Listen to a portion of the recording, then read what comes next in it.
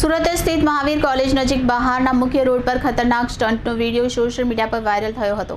આ વિડીયોમાં એક મોંઘી સ્પોર્ટ્સ કારને ભીડભાડવાળા જાહેર રસ્તા પર ખતરનાક સ્ટન્ટ કરતા જોઈ શકાય છે। પોલીસે સ્ટન્ટ કરતા યુવકની ધરપકડ કરી આગળની કાર્યવાહી હાથ ધરી છે। સોશિયલ મીડિયામાં વિડીયો વાયરલ થયા પછી અલથાણ પોલીસે ત્વરિત કાર્યવાહી કરી કેસની તપાસ શરૂ કરી। પોલીસે ઝડપી તપાસ કરી કાર ચાલક જય ડાવરાને શોધી કાઢી તેની અટકાયત કરી। સાથે જ સ્ટન્ટ માટે વપરાયેલ મોંઘી સ્પોર્ટ્સ કારને પણ જપ્ત કરવામાં આવી છે।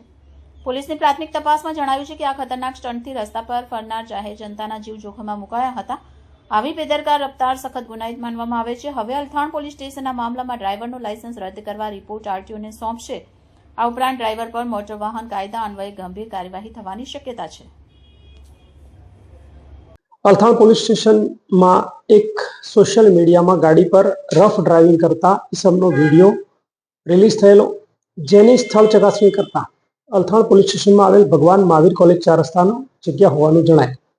જે બાબતે ઘનિષ્ઠ તપાસ કરતા અને વિડીયોમાં ગાડીનો નંબર ચેક કરતા GJ5RQ7600 નામની મર્સિડીઝ બેન્ઝનો ઉપયોગ થયેલો હતો।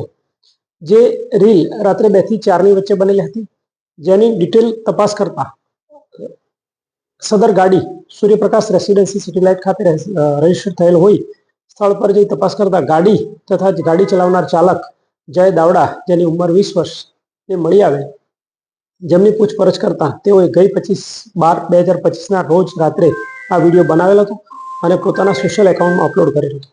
જેના આધારે પોલીસ તરફે ગુનો દાખલ કરવામાં આવેલ છે અને ભારતીય ન્યાય સંહિતા 281 મુજબ કાર્યવાહી કરવામાં આવેલ છે અને તેમને અટક કરવામાં આવી છે। સાહેબ, યુવકની ઉંમર કેટલી છે અને ખાસ કરીને લાયસન્સ રદ કરવા સુધી જે કાર્યવાહી કરે છે? જી, યુવાનની ઉંમર 20 વર્ષની છે। તે ભગવાન મહાવીર કોલેજમાં સેકન્ડ યરમાં બીબીએમાં અભ્યાસ કરે છે અને તેની પાસે લાયસન્સ હાજર છે। માતા પિતાને શું કહેશો? માતા પિતાને એટલો મેસેજ ચોક્કસ આપી શકાય કે સમય બહાર વધારે મોંઘી ગાડીઓ અને ઓવરસ્પીડ વાળી ગાડીઓ માત્ર સંતાનોને ન આપતા પોતાની કસ્ટડીમાં સાથે રાખી અને તેમને જે પણ જગ્યાએ લઈ જવા હોય તો કોઈ વડીલની હાજરી હોવી બિલકુલ અનિવાર્ય છે। સાહેબ, આરટીઓને કે રિપોર્ટ કરવામાં આવશે? ગુનાની ગંભીરતા અને આરટીઓ ટેસ્ટ થયા પછી ગાડીનો આગળની કાર્યવાહી કરવામાં આવશે। યુવકની બેકગ્રાઉન્ડ શું છે? યુવક પોતે અભ્યાસ કરે છે અને પિતાજી ફર્નિચરનો વ્યવસાય કરે છે, જેમની દુકાન ઉધના ખાતે આવેલ છે।